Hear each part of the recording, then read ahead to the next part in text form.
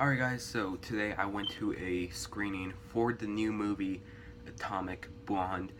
I was super excited about this film. It was one of my most anticipated movies this summer. I think it was tied as my most anticipated movie this summer along with Spider-Man Homecoming. Atomic Blonde is based off the graphic novel Dakota City. It stars Charlize Theron as Lorraine, a MI6 agent who is tracking down this list, of course, before the villain of the movie gets a hold of this list. The trailers for this movie all sold me, especially that trailer where they used the Personal Jesus and the Black Skinhead remix. It's a really great trailer, and really what the trailers kind of promise you is a female version of John Wick. I guess the reason why it feels like a female John Wick is because the director of this movie, David Leitch, is one of the directors of the very first John Wick movie. Of course, he did not return for John Wick Chapter 2. He directed this movie instead. But his next movie that he's going to direct is Deadpool 2, which after watching this movie gives me more confidence as him as a director for that movie. Seriously though, the action scenes in this movie are fantastic. I don't think there's one action scene in this movie that I did not love, because all of them are very well shot, especially this one scene towards the third act where Charlize Theron is beating the shit out of many different guys in the stairwell. And what makes that scene so fucking good is that it's basically all one shot. It's not really ever edited, it's all in one shot. One thing I feared going into this movie is something that I have came across many action movies during the past few years. Of course, that is shaky cam during the action scenes, and luckily there is no shaky cam in this movie. Like, all the action scenes are perfectly shot. Charlize Theron, once again, she kicks a lot of ass. She is one of the most badass characters in any movie all this year. And James McAvoy, I really like his character. He plays his character quite mysteriously, and you really never know what his character is going to be up to, because really his character could be up to anything.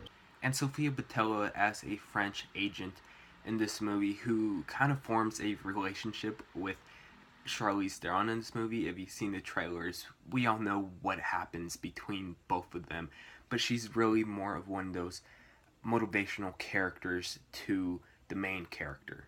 And John Goodman, he's just here. He's one of the investigators, and he doesn't have much. A huge problem I faced with this movie is the way how they told the story, because basically the way this story is told is we have Charlize Theron basically getting interviewed onto what happened, and then, you know, they're telling the story, and then it goes back to Charlize Theron in the present day basically telling the story, and then you're all like, so did this happen after or before? And then just the editing didn't really help all that much. So the editing could really get choppy sometimes.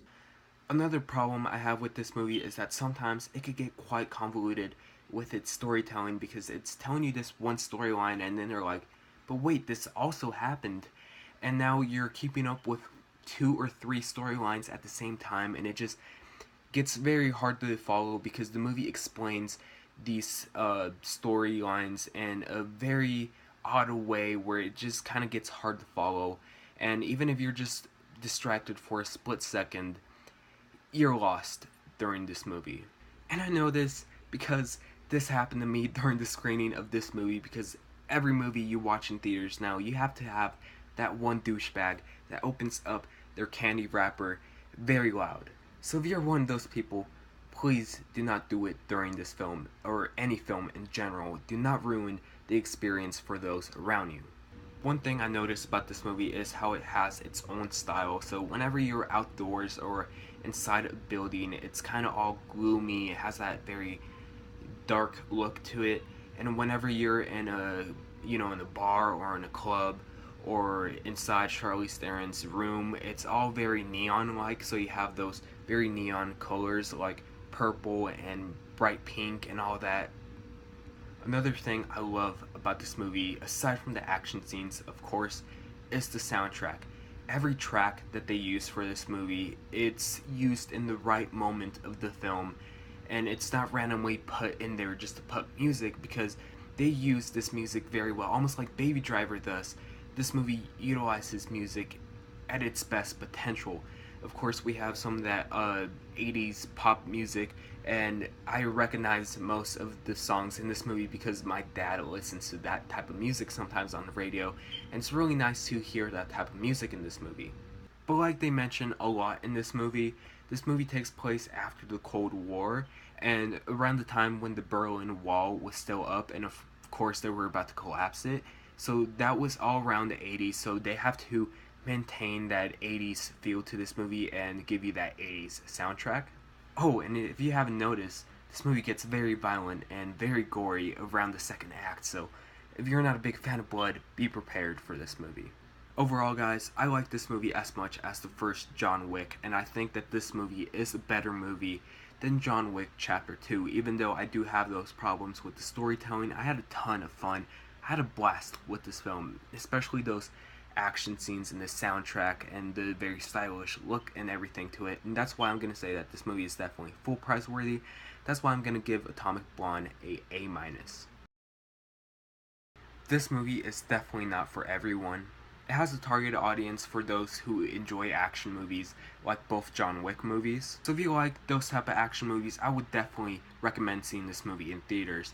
But I'm very excited to see what the director of this movie, David Leitch, could bring to Deadpool 2, the amount of violence and action that he brought to Atomic Blonde and the first John Wick movie. I just hope he brings that same level of action and violence to Deadpool 2. Anyways, have you guys seen this movie? If you guys saw it, please let me know what you guys thought about it in the comment section down below. Please like and subscribe, and as always, thanks so much for watching, and I'll see you guys later. Bye.